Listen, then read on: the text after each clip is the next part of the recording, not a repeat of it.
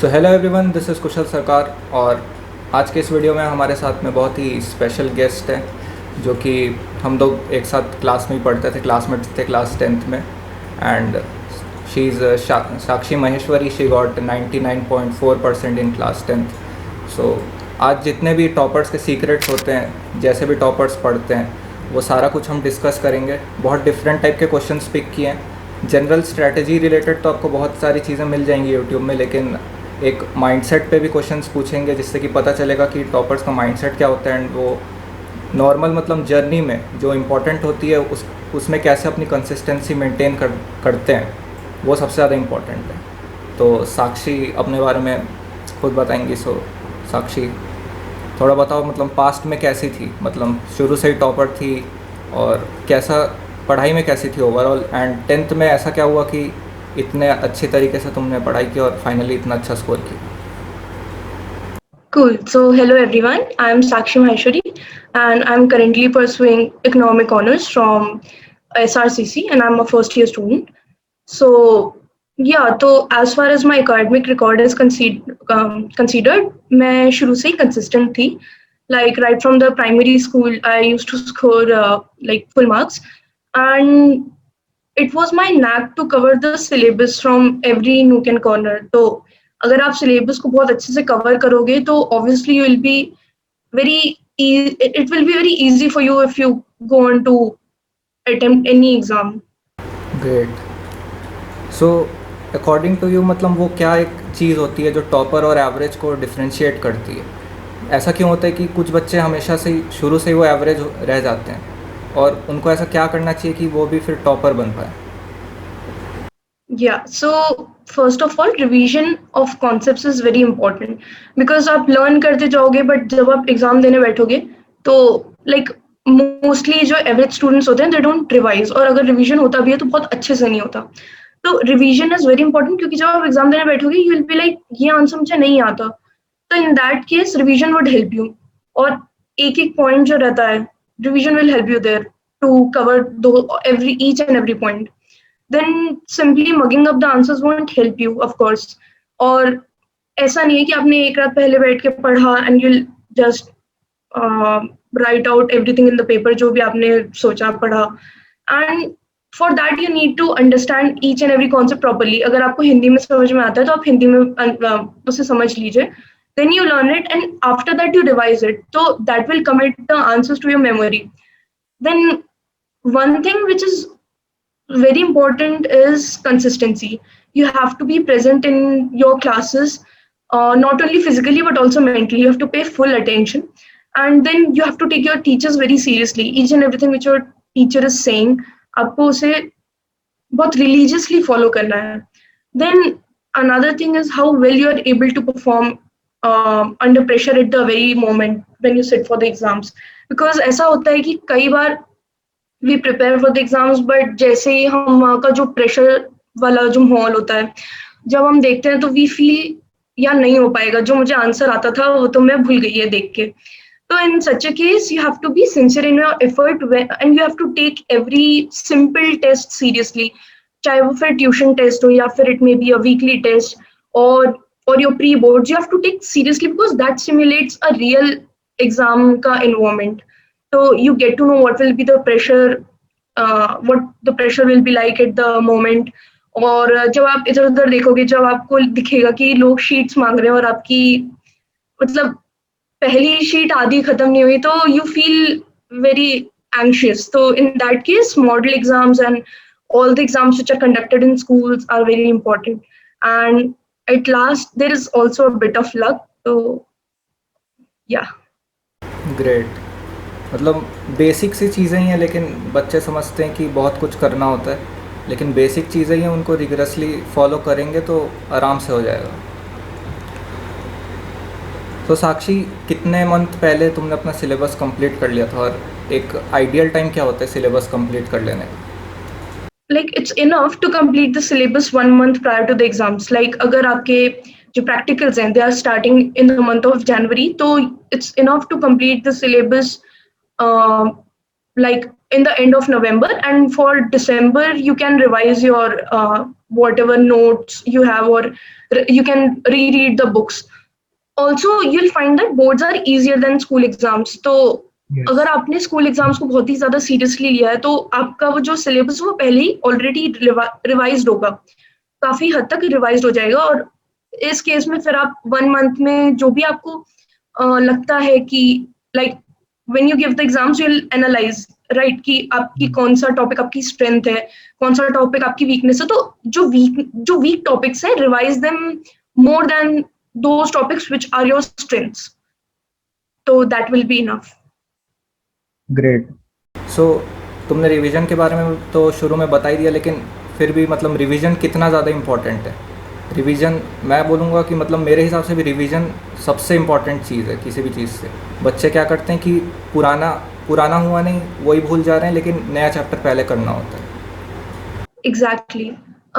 Also कभी ऐसा होता है जैसे तुमने बोला, तो students take up new topics at the last moment. तो लास्ट मोमेंट पे न्यू टॉपिक्स लेने से अच्छा आप ऑलरेडी जो डन टॉपिक्स है उन्हें रिवाइज करिए।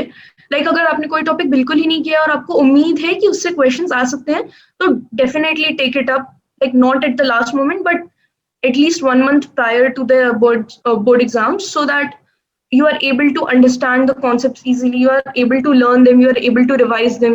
And क्योंकि वही बात है कि जब आप लिखने बैठोगे तो नहीं याद आता है, you will be like ये क्वेश्चन में ये पूछा है तो हम 1-2 पॉइंट्स यहाँ से लिख देते हैं, but after covering those 2 points you won't be able to remember कि इसके आगे 3, 4, 5 पॉइंट्स कौन से लिखने हैं। तो for that revision is a key element while you prepare for your exams. और जैसा कि मैंने फिर बोला कि you have to analyse your strengths and weaknesses और उसके अकॉर्डिंगली आप प्रिपेयर करो। ऑल्सो अगर आप 3 to 4 टाइम्स भी अगर रिविजन करते हो तो NCERT answers are very easy and you will be able to learn them verbatim, that is word to word आपको रट जाएंगे आंसर्स, अपार्ट फ्रॉम जो भी आपने याद किया है समझ के, उसके अलावा आपको रट जाएंगे आंसर्स। बिल्कुल, मतलब मेरे केस में भी ये था, खासकर एसएसटी से तो पता ही है तुमको कि मतलब मेरा कैसा सिचुएशन था इनिशियली। फिर मतलब एंड में भी मतलब मैंने यही किया कि जितने बार हो सका उतने बार रीड किया, उतने बार रिवीजन किया एनसीईआरटी, तो लिटरली एक एक पेज रटा गया था। तो एग्ज़ाम में क्वेश्चन देखते साथ ही वो पेज याद आता था और फिर इजीली बन जाता था। तो इसलिए रीडिंग और रिवीजन काफ़ी ज़्यादा इम्पॉर्टेंट है रिपीटेडली। सो हर एक फिर इंडिविजुअल सब्जेक्ट के लिए तुम क्या टिप देना चाहोगी कि एक सब्जेक्ट में किस तरीके से हमको अटैक करना चाहिए? Okay, so first of all, you have to be very regular in your studies and in your revision, because अगर आप सब कुछ बात के लिए छोड़ दोगे तो it will get overwhelming. Like अगर आपने 1-2 दिन खाना नहीं खाया या से 1 महीना खाना नहीं खाया and then you think कि मैं पूरा 1 महीने जितना खाना एक बार में खा लूँ, तो it will like you'll fall sick, right? तो इस केस में to maintain your health in terms of studies, you have to be regular. And you have to maintain proper notes and you have to highlight the key points so that at the last time or at the end moment you can just read those key points and जब आप exam देने बैठो तो key points आपके mind में आ जाए. Then SST can be or social science can be tough to remember. So what I did was I used tricks or pictures and symbols. मेरी हर answer के बाजू में एक पिक्चर बनी रहती थी. से अगर कुछ measuring related पॉइंट है तो I use to draw scale over there. तो इससे क्या है, थ्रू पिक्चर्स वो आंसर्स आपको याद हो जाते हैं. Then solving papers is very important, क्योंकि अगर आप पढ़ते जा रहे हो बट आपको पता नहीं है कि ये टॉपिक रेलेवेंट है कि नहीं है, तो you are working hard in a wrong direction. तो to work hard in the correct direction you have to solve papers and understand the pattern. कौन से चैप्टर को वेटेज ज्यादा है, कौन से चैप्टर को वेटेज कम है. I am not telling you कि do not cover those chapters which have less weightage. I am simply telling you that the chapters which have more weightage you have to cover them first and subsequently you can go on to read on the chapters which have lesser weightage. Then many people score well in maths, science and social science, but the percentage drops due to language. So you have to read the literature. You can read the literature casually as stories. So this is what I did. I'm very fond of stories, so I took the literature books in my summer vacations and I read the literature part as stories. So my literature portion got covered somewhat. Like I had a basic idea of what the teachers were going to teach. And then for revision, you can, or simply for learning the concepts from the language portion, you can simply take them 2 months prior to the exam. Like even if you're not able to read it throughout the year, you can take them 2 months before and you'll be done with it. And it will be simple. Now, it's very important if you are not good with your grammar, you should work on it. And you should, and if you feel that language will be very boring to take up later, then you should pay attention in your class itself. तो जब teacher explain कर रही होती हैं तो like बाद में आपको कोई यूट्यूब वीडियो रेफर करने की जरूरत नहीं पड़ेगी. When teacher is teaching you can simply listen to her, you can और to the teacher, and you can pay attention and it will be done there itself in the class. And then last thing but not the least, तो try not to commit the spelling mistakes in boards. Like उसके लिए बहुत ज्यादा marks नहीं कटते but एक impression गलत हो जाता है. So yeah. ग्रेट. यही होता है बच्चों में कि अभी तो यूट्यूब में इतना ज़्यादा स्टडी का वो हो गया है कि क्लास में ध्यान नहीं देते नॉर्मल क्लास में, एंड फिर वही रहता है कि बाद में कर लेंगे.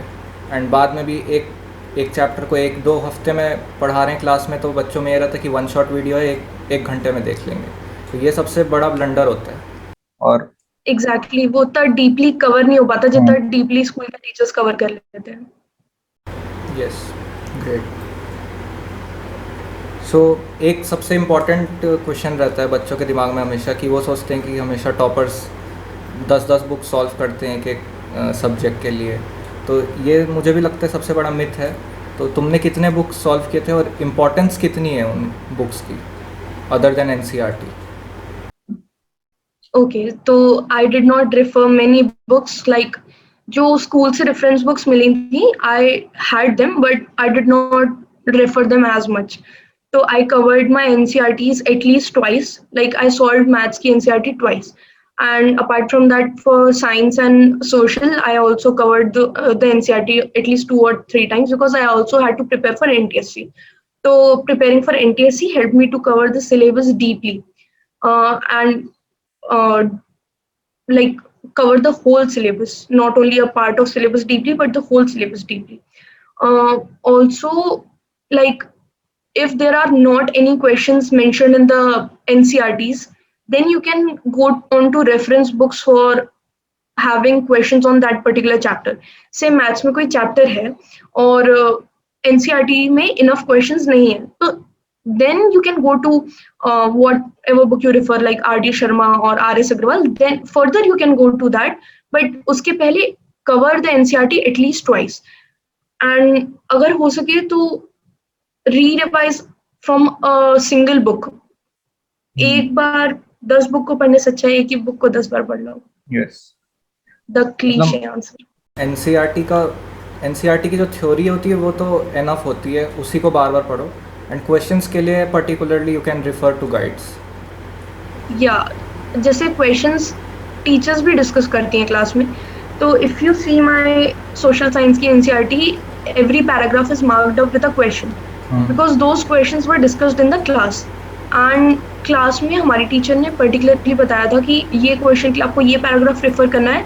Also if anything additional was to be covered, she used to tell us कि गो 2 pages ahead एंड उधर जो एक पैराग्राफ है उसको भी आप इस आंसर में इंक्लूड कर सकते हो. This won't be told to you in any sort of guide. And like guide से सारे क्वेश्चन आंसर रेफर करना, I won't recommend you that. Because मैंने इंग्लिश के लिए भी गाइड नहीं रेफर करी थी क्योंकि जनरली लोग ऐसा करते हैं. तो for English what I did was, for English and Hindi both, तो आई कवर्ड एनसीईआरटी के क्वेश्चंस अलॉन्ग विद दैट जो भी हमारी टीचर ने क्लास में डिस्कस करे थे. I refer to those questions. और हमें कॉपी में भी क्वेश्चन आंसर्स लिख पाए जाते थे, तो आई लर्न देम टू. सो या सोशल में तो वैसा ही था. मतलब मैं भी यूट्यूब में भी यही बताता हूँ कि मार्क करो एंड पैराग्राफ में भी वैसे ही क्वेश्चंस फ्रेम करो, वो सबसे ज़्यादा इम्पोर्टेंट है. एंड बाकी अगर रेफरेंस बुक में क्या होता है, कई क्वेश्चंस आंसर्स गलत गिवन होते हैं. सो अगर तुमको प्रैक्टिस करनी भी है तो सिर्फ क्वेश्चंस देखो and answers try to frame it from the NCERT. Yeah very well said. So what was your time table and तुमने कैसे उसको कंसिस्टेंटली फॉलो किया? Okay, to be honest, I did not follow any timetable and I studied whatever I wished at the particular moment. So, if you are like, I won't tell you that you should not follow a timetable. अगर आप उसमें consistently cover कर लेते हो, and if you are religiously following your timetable, तो definitely go for a timetable.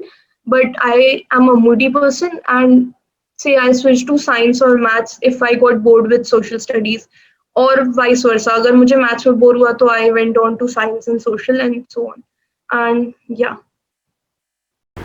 Great.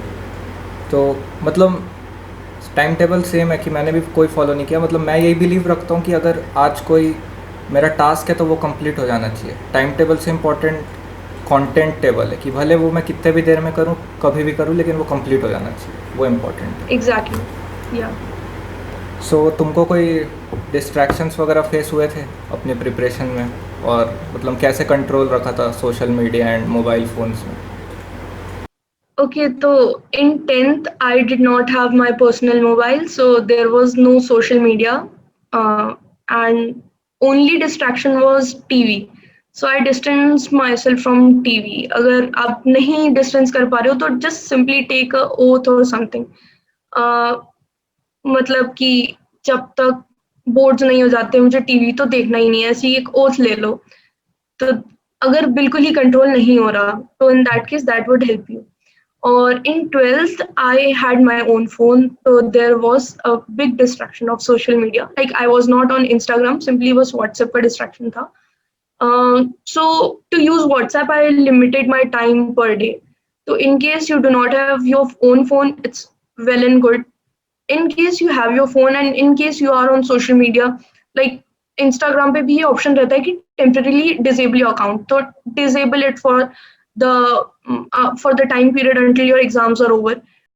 Final message क्या देना चाहोगी students को अपने तरफ से, और कुछ अपने तरफ से मतलब ऐड करना चाहोगी? Okay, cool. So just have a positive attitude and everything will be possible if you're having faith in yourself and your capabilities. Then determination and consistent efforts se to everything is possible. So you need not worry very much because uh, as I said earlier, later you'll realize that 10th to easy tha. Everything else as you progress gets more difficult. So just focus and you know limit your distractions and make a consistent effort, everything will be possible. Great. Focus on the journey rather than the result. That's important. Yeah, the journey is more important than the result itself or the destination itself. It was nice talking to you, Sakshi, and I hope काफ़ी सारे बच्चों को इससे help मिलेगी, एक perspective मिलेगा कि toppers का कैसा से शेड्यूल रहता है एंड वो कैसे पढ़ाई करते हैं। कोई रॉकेट साइंस नहीं होती, बहुत सिंपल ही होता है। बस बेसिक सी चीज़ें, बेसिक्स पे स्टिक रहेंगे, कुछ ज़्यादा एक्स्ट्रा करने की ज़रूरत नहीं है, सब कुछ अपने आप अच्छा ही होगा। Thank you once again Sakshi for coming, and Thank you so much, Kushin, for giving me this platform to share my experience and my views with the students and help them. My pleasure. Thank you. Thank you.